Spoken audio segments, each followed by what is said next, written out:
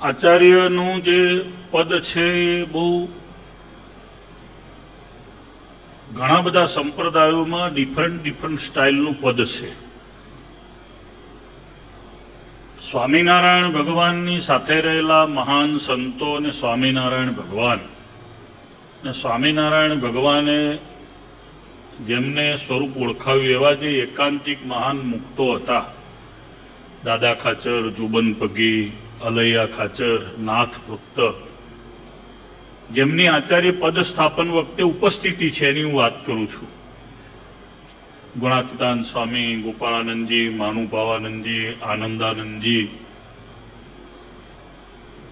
બ્રહ્માનંદજી, ભાઈ સ્વયં પ્રકાશાનંદ સ્વામી, જયાનંદજી બ્રહ્મચારી, આ બધાની વિનંતીથી ભગવાને પોતાના સ્થાને આચાર્ય પદનું આપણા બધાના કલ્યાણ માટે, ત્યાગી ગૃહીના કલ્યાણ માટે સ્થાપન કર્યું છે. હું ઘણા બધા વિચરણોમાં જઉં છું, બહુ બધા સંપ્રદાયોના કોન્ટેક્ટમાં છું, લગભગ બધા અખાડાના વડીલ સંતોની સાથે મારો રેપો છે, જાણું છું. આચાર્યશ્રીઓને પણ બહુ પ્રેમ ભાવથી જાણું છું. બધા જ પોતાના સંપ્રદાયની રીતે, પીઠોની રીતે, અખાડાઓની રીતે પરંપરાને વહન કરતા હોય છે. પણ સ્વામિનારાયણ ભગવાનનું આજે જુદું, નિષ્કુળાનંદજીએ લખ્યા પ્રમાણે જે કલ્યાણની રીત જે પ્રવર્તાવી છે, પ્રગટાવી એવી પુનિત પુરુષોત્તમ પ્રગટી, એમાં ધર્મલભ સ્વામી હમણાં કહ્યું એમ એમાં જે આવી ગયા એના ભાગ્યનો કોઈ પાર નથી. સ્વામી ખરેખર એક જુદી દિવ્ય અલૌકિક રીત છે, પુનિત રીત છે. અહીંયા મર્યાદા છે, અહીંયા સત્સંગ છે, અને અહીંયા સૌથી મોટી સમજણ છે. બધે આવું જોવા નથી મળતું, બધે સમજણ નથી હોતી. એ હોય સત્સંગ વિના શક્ય નથી સમજણ. સત્સંગ પણ ભગવાન સુધી પામવાનો સત્સંગ, એકાંતિકપણાનો સત્સંગ, આ બહુ દુર્લભમાં દુર્લભ ચીજ આપણને બધાને સ્વામિનારાયણ ભગવાને દિવ્ય રીતથી આપી દીધી છે. જુઓ તો ખરા, આચાર્ય મહારાજ આપણા સંતો પ્રથમ કંઠી પહેરાવે, આચાર્ય મહારાજ ગુરુ મંત્ર આપે, સામાન્ય સત્સંગી થાય, વિશેષ મંત્ર આપે એટલે પાછા સંતો બની શકીએ. ત્રૈવર્ણિકને દીક્ષા આપવાના મંત્રો અલગથી છે, રીતિ જુદી છે, તિલક ચાંદલાની રીતિ જુદી છે, ખાલી ચાંદલાની રીતિ જુદી છે. કેટલું ડીપમાં કોન્સ્ટિટ્યુશન છે. મેં બીજા અખાડાના કોન્સ્ટિટ્યુશનો વાંચ્યા છે, જેમ પંચાયતી બડા ઉદાસીન અખાડા છે. સ્વામી પંજાબમાં 12,000 થી વધારે મઠ હશે ના. કોન્સ્ટિટ્યુશન 500 વર્ષ જૂનું છે, આપણું 200 વર્ષ જૂનું છે. કેવી ધજા ફરકાવવી, કેવા મંત્રો બોલવા, સવારે સાંજ કેવી રીતની પ્રેયર કરવી, એ જે એમને ઈષ્ટદેવ માને છે ભગવાન શ્રીચંદ્રની, તો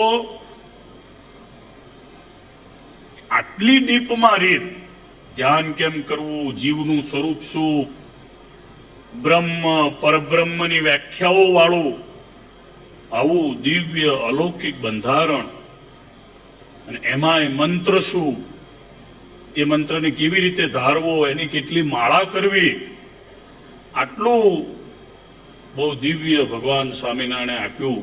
અને એ જે આચાર્યના પદ દ્વારા, એ કલ્યાણકારી રીત દ્વારા જે આપણને પરંપરા આપી છે ને એની અહીંયા કથા થઈ રહી છે. આ બંને સંતો ભાગશાળી છે કે એમને આવી કથા કરવાનો લાભ અહીંયા મળ્યો. મોટા મોટા સાધુઓએ અહીંયા કથા કરી છે. અહીંયા તો શાસ્ત્રી સ્વામી, ગુરુ ધર્મજીવનદાસજી સ્વામીની સાથે ચતુર્ભુજ શાસ્ત્રી બેસતા હોય, કૃષ્ણજીવનદાસજી શાસ્ત્રી બેસતા હોય, મેઘપુર વાળા કૃષ્ણ વલ્લભાચાર્યજી શાસ્ત્રીજી બેઠા હોય. અહીંયા તો મહાન સંતો જે જ્ઞાતાઓ હતા, શ્રીમદ સત્સંગી જીવન જેમને સંસ્કરણ કર્યું એવા પુરાણી વાસુદેવ ચરણદાસજી હોય, પુરાણી રૂગનાથ ચરણદાસજી હોય, જે આચાર્યશ્રીઓને ભણાવતા એવા હોય, સદગુરુ બાલમુકુંદા સ્વામી હોય, ગોપાળાનંદ સ્વામીના શિષ્યો મુખ્ય પૈકીના અને મોટા મોટા સંતો, સદગુરુ બ્રહ્મચારી અચિંત્યાનંદજી જેવા મહાન પ્રકાંડ પંડિતો, ભોળાનાથ શાસ્ત્રી જેવા આ જે સભામાં કથા આપણે કરી રહ્યા છો સંતો બે, તમે એ જગ્યાએ એમણે બેસીને કથા કરેલી છે. અને તમે આજે બહુ મોટો સંકલ્પ કર્યો કે દર વર્ષે વડતાલમાં આવીને કથા કરવી છે. આના માટે બધા તાળી પાડવી પડે, પૈસા આપવા પડે પાછા. ભાગ્યનું કોઈ પાર નથી, આવી દિવ્ય પરંપરા આપણને મળીશ.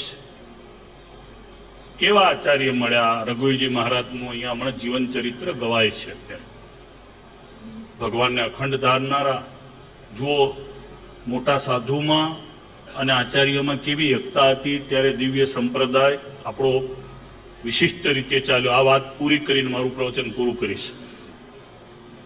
આચાર્ય મહારાજ 82માં ગાદીએ આરૂઢ થયા. વિક્રમ સંવત 1882 કારતક સુધી એકાદશીએ બંને આચાર્યોનું સ્થાપન અહીંયા મહારાજે કર્યું.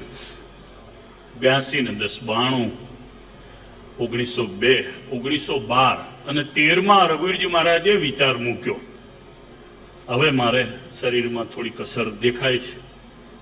પણ 1907માં ગોપાળાનંદ સ્વામી આગળ જયારે થોડું ઘણી કંઈક માંદગી થઈ, ત્યારે એક વિચાર આવ્યો હશે. ત્યારે સ્વામીએ એમને કહ્યું હતું કે જો તમે ક્યારેય પણ ભવિષ્યમાં બેસાડવાની કોઈ કામગીરી આવે તો આ ભગવત પ્રસાદ બહુ સારા છે, એને બેસાડજો. સ્વામી અહીંયાથી સંચાલકે કીધું કે સ્વામીએ કેટલા ભગવાનને જાણ્યા હશે, કેટલા ઓળખ્યા હશે, કેટલું લાંબુ વિઝન હશે, કેવું પ્રગટ ભગવાન સાથેનું એનું જોડાણ હશે, અને કેવું એના હૃદયમાં આવીને ભગવાન સાથેની વાત થતી હશે, એની હું વાત કરું છું. અને સ્વામી એવું કીધેલું કે આ ભગવત પ્રસાદજી બહુ સારા. ભણવામાં કૃષ્ણ પ્રસાદજી છે આગળ, ભણ્યા અને વિદ્વાન થયા. એમણે ટીકા પણ લખી સત્સંગી જીવનની. અને ભગવત પ્રસાદજી છે તો ભણતા હતા. ગોપાળાનંદ સ્વામી ધામમાં ગયા. 1913માં આ વિચાર સ્વામીએ કઈ મૂકેલું કે આ ભગવત પ્રસાદજીને બરાબર યોગ્ય છે, અને નાના મોટા ક્યાંક લખાણો હશે, એમાં સ્વામીની સહી પણ થઈ. ગોપાળાનંદજી, ગુણાતીતાનંદજી, પૂજાભાઈની સહી, દાદા ખાચર ના દીકરા અમરા બાપુની સહી, આ બધા સહીઓ કરી. ભગા દોશીની સહી, કદાચ બધાએ સહીઓ કરી. અને સુખમુનિએ સહી કરી. પત્ર લખ્યો સુખમુનિએ, અહીંયા એક તાંબાનો પટારો તો એમાં મૂકી રાખ્યો. 1913માં જ્યારે વિચાર આવ્યો અને કાગળ ખોલ્યો, પછી એમાં બધાએ કીધેલું કે મહારાજની મરજી પ્રમાણે બધાએ આપણે કરવું, પણ ગોપાળાનંદ સ્વામી મુખ્ય છે, સ્વામીની આજ્ઞામાં રહીને આપણે બધાએ ચાલવું. થોડી ઘણી કંઈક આવી વાત હશે એમાં લખેલી. રઘુવીરજી મહારાજને થોડો ડિફરન્ટ વિચાર આવ્યો કે આ ભણેલા પેલા વધારે છે ને હજુ તો ભણે છે, એટલે આપણે એક કામ કરીએ, ભણેલા ને બેસાડીએ તો વધારે સારું. સંતોએ, વડીલોએ તે દિવસે બધા ભેગા થયા. ઘણાના નામ મને સ્મૃતિમાં આવે છે, લાંબુ નહીં કરું. બધાએ એ દિવસે વિચાર આપ્યો કે સ્વામિનારાયણ ભગવાન જેના હૃદયમાં અખંડ રહેતા હતા અને છે એવા ગોપાળાનંદજી સ્વામીએ શું કહ્યું હતું, તો કે એમણે તો એવું કહ્યું હતું ભગવત પ્રસાદ પર વધારે વિચાર રાખજો તમે. તો કે હજુ આપણે વિચાર કરો ને શાંતિથી. રાત્રે રઘુવીરજી મહારાજ જ્યારે હવેલીમાં અહીંયા સુવા માટે પધાર્યા, આરામ કરવા માટે પોઢ્યા, તો રાત્રે યોગેશ્વર મૂર્તિ ભગવાન સહજાનંદ સ્વામીએ એમને દર્શન આપ્યા. જે મૂર્તિ શ્રીજી મહારાજ પોતે જાતે પૂજામાં રાખીને પૂજતા હતા, એ મૂર્તિ રઘુવીરજી મહારાજને એ મૂર્તિએ દર્શન આપ્યા. અહીંયા આવેલા હરિભક્તો, ઓનલાઈન સાંભળેલા હરિભક્તો, કોઠારી સ્વામી, ધર્મલોક સ્વામી, દેવપ્રસાદ સ્વામી, આ બધા સંતો, તમે બધા વડતાલ આવ્યા છો. ભાઈઓ બહેનોને દર્શન ના થાય એવી જગ્યાએ છે, ઓનલાઈન લાવીને બતાવજો, બધાને દર્શન કરાવજો. ગાદીવાળા મેળે જે આચાર્ય મહારાજના પાર્ષદો નથુ ભક્ત અને ગોવર્ધનદાસ કોઠારીને બધાએ જે પ્રસાદીની વસ્તુઓ પધરાવી છે, ત્યાં એ મૂર્તિ પધરાવેલી છે. દિવ્ય મૂર્તિ છે, ચતુર્ભુજ મૂર્તિ છે, પદ્માસન વાળેલી છે.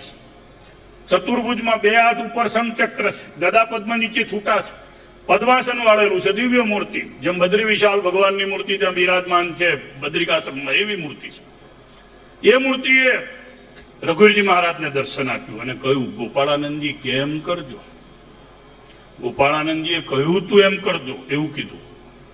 બીજે આ દર્શન થયું રઘુવીરજી મહારાજ. સવારમાં બધાને ભેગા કર્યા અને બધાને કહ્યું, રઘુવીરજી મહારાજે તમે કીધું ને એ વાત સાચી છે, મને રાત્રે આ મૂર્તિએ દર્શન આપ્યું છે. એ એટલી બધી એકતાનો પ્રવાહ હતો.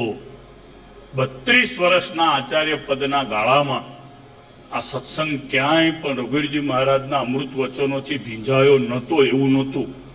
મુંબઈ, મહારાષ્ટ્ર, ખાનદેશ, અરે પ્રસાદીની મૂર્તિ આપી હતી નરનારાયણ ભગવાનજી અહીંયા પહેલા પધરાવ્યા હતા. એમાંથી નર ભગવાનની મોરંગઢીમાં, ત્યાં ગોવિંદ પટેલ રહેતા હતા, પછી ભાઈઓ ભાગ દરગામ થયું એટલે ત્યાં ગયા.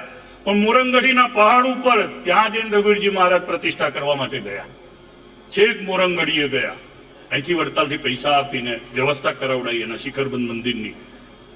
નાગેર પ્રદેશ, કાનમ પ્રદેશ, વાકડ પ્રદેશ અખંડ વિચરણ કર્યું અને સ્વામિનારાયણ ભગવાન છે, આ પૃથ્વી ઉપર પ્રગટ થયા છે, આવો એનો આશ્રય કરો, એ મૂર્તિનું ધ્યાન કરો, એ મૂર્તિના આશ્રય રહેશો તો એ મૂર્તિ કલ્યાણકારી છે, દિવ્ય છે, તમને અંતે ભવાટવયમાં નહીં રહેવું પડે, ફરી ફરીને માતાના ગર્ભમાં નહીં આવવું પડે. આવો બધો ઉપદેશ કરતા હતા મોટા મોટા નંદ સાધુને સાથે લઈને. આવું દિવ્ય ચરિત્ર અહીંયાથી આ સંતો વાંચી રહ્યા છે. એટલે રઘુવીરજી મહારાજનો અને અયોધ્યા પ્રસાદજી મહારાજના સવારમાં એમના જ ચરિત્રો હતા. અહીંયા અયોધ્યા પ્રસાદજી મહારાજના બધા જે કંઈ મહારાજની સાથેના પ્રસંગો હતા, એમના કરેલા કીર્તનો સંતો ગાતા હતા. મેં થોડી કથા સાંભળી હતી સામાન્ય. તો આ દિવ્ય લાભ બીજા સેક્ટમાં ક્યાંય દેખાતો નથી. આવી પરંપરા આપણને દેખાતી નથી. મંત્ર આપવાની રીત, ઔર્ધ્વદેહિક કરવામાં આવે છે સંતોનું. આગલા દિવસે સંબંધીઓથી બધાને જેનું આમ બધું તર્પણ, શ્રાદ્ધ, પિંડ બધું આગલે દિવસે થઈ જાય છે આપણું. અને જે રીત આપણી છે બીજે બહુ ઓછી જોવા મળે છે. ખાલી ચોટે કાપીને મંત્ર ફૂંકવામાં આવે છે. થતું હોય તો મને ખ્યાલ નથી, પણ આવું છે રીતે. આ તો આચાર્ય પરંપરા દિવ્ય. એમાં મહારાશ્રી અત્યારના રાકેશ પ્રસાદજી મહારાજ આપણને મળ્યા. આપણા બધા એનું સદભાગ્ય છે કે આવા આચાર્ય મળ્યા. ને એવી ગોપાળાનંદ સ્વામીની આજ્ઞા લઈને આપણે સ્થાપ્યા છે સાળંગપુરમાં. આ પહેલા મને ખબર નથી કે આવી રીતનું જોડાણ કે આ મૂર્તિ સાથેનું હશે. આ તો મેં ગ્રંથો વાંચ્યા એમાંથી મળ્યું. એ દિવ્ય મૂર્તિ શ્રીજી મહારાજે મુક્તાનંદજીને આપી હતી. મુક્તાનંદજીએ શુકમુનિને આપી. શુકમુનિ એમના શિષ્ય હરિસ્વરૂપદાસજીને આપી. હરિસ્વરૂપદાસજીએ એ મૂર્તિ આચાર્ય વિહારીલાલજી મહારાજને આપીને વિહારીલાલજી મહારાજે હરિસ્વરૂપદાસજીના શિષ્ય વામનદાસજીને આપીને વામનદાસજીએ એ મૂર્તિ અત્યારે ઉપરના સિંહાસને આપણને દર્શન આપે છે. ગાદીવાળા મેળે બધા ખાસ એ મૂર્તિના દર્શન કરજો. શ્રીજી મહારાજની પૂજાની એ મૂર્તિ છે. રઘુવીરજી મહારાજને સ્વપ્નમાં દર્શન આપેલા છે. આવી દિવ્ય આચાર્ય પરંપરા, આવું દિવ્ય શિક્ષાપત્રી માટે ઘણું બધું બોલી શકાય. બોલીશું ફરી. મહારાજને પ્રાર્થના કરું. આ ઉત્સવોની પરંપરાનું સ્વામિનારાયણ ભગવાનને અતિ ગમતું સ્થાન વડતાલ છે. અહીંથી 50થી વધારે ઇવેન્ટ ભગવાને અહીંયા કરી છે. મોટી મોટી લાખો મનુષ્યો, લક્ષાવધિ મનુષ્યો ભેગા થતા હતા એવું નિષ્કુળાનંદજીએ લખ્યું છે. મહારાજને પ્રાર્થના કરું કે ભગવાન સ્વામિનારાયણનું સ્વરૂપ, ભગવાન સ્વામિનારાયણનો ઉદ્દેશ, ભગવાન સ્વામિનારાયણે કહેલી દિવ્ય પરંપરા આપણા જીવમાં કાયમ જડાયેલી રહે. ગમે તેવા માન, અપમાન, સુખ, દુઃખ, તડકા, છાયડા, કળિયુગના વાતાવરણોની વચ્ચે પણ આપણું લક્ષ્ય એ વડતાલ ક્યારે આપણા જીવનમાંથી જાય નહીં એ આપણે સદા યાદ રાખીએ. My final destination is Vadtal. Vadtal આપણા માટેનું હરિકૃષ્ણ મહારાજનું શરણું, આચાર્ય પરંપરા, શિક્ષાપત્રી આપણું કાયમ યાદ રહે. ભગવાન સ્વામિનારાયણ તમને તમારા બધા સંકલ્પો, ધર્મવલ્લભ સ્વામીએ કહ્યું ને કિશોરભાઈ, બધા સંકલ્પો પૂરા કરે એવી મહારાજના ચરણોમાં પ્રાર્થના. જય સ્વામિનારાયણ.